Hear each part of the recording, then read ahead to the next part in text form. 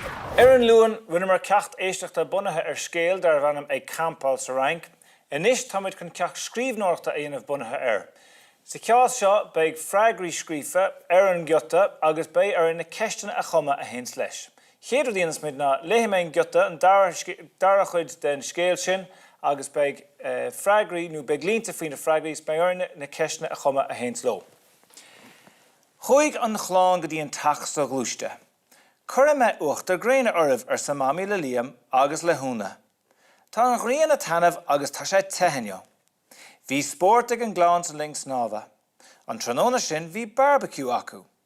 Tá an bia seo anbhlasta sa daddy, is mal an béle a ithe a mo faoin air. An bhadan in íos sin dairig an chláán go lua. Dis siad bricfast a bra agus an sin chuis siad amach a siúl. Honnig siad fir ag immert cléthe le líródí a bhí déantas miotal. Cén cléthe sin, a dí freagraí. Tá na fir ag immert búlaí sa daddy. Tá anabhas ag muintir na Fhrainc an gléthe sin. Ba bhreálum búlaí a immert sa líam. An tróna sin, chuig an chláán go dtí an áit in na daoine ag immert búlaí.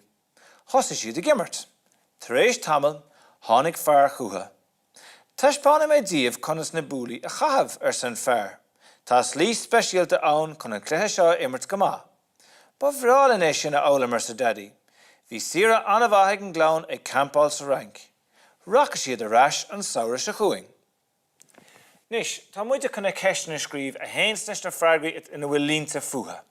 An chéad ceann ná, an tróna sin bhí barbecue acu, caitheamh muide ceiste chuma a hains le sin.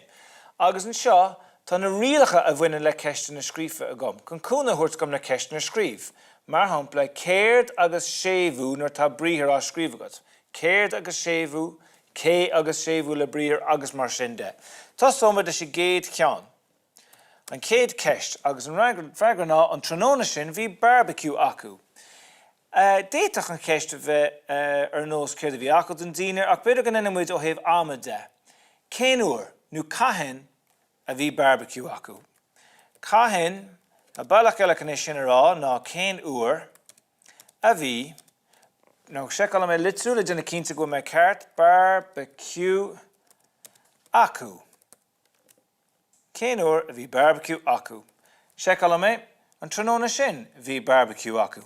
Irann sé sin tá sé sin ceart. Ihre dó. Nis freagra ná chonig siad fir ag immert clifa. Céard a chonig siad agus iad ag siúl. Céard a chonig siad agus iad ag siúl. Agus an gcótha ceiste, nis seiceáil méid bhfuil sé sin ceart. Céard a chonig siad agus iad a siúl, chonig siad fir ag immert clifa le líródaí. Ítach tá sé sin ceart. Ihre trí, nis, bheith méid an bhreagra. Chuig an chláán go dtí an áit ina na daoine ag immert búlaí. Well, is dócha ceann sách simplíonn seo freisin. Chuig an chláán go dtí an áit. Cá neacha. Cá tugann sé sin orú. Cá neachaí an chláán. Tá sé sin buinint gannach tugann sé héit an chláán an tróna sin. Nis.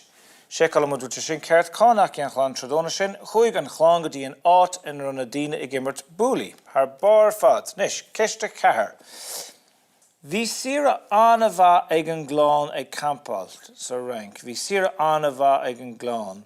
Déiteach tú an ceann seo ágáil faoin na daoine atá á reagart. Haithan, stócha, haithan an sira leis an tugann sin orú freisin. Haithan an sira leis an gláán. Agus déiteach tú an dara fí sa beag a chur leis. Cábhis dit. Cén chuúil is sein, mar racha siad a rais. Cábhis dit.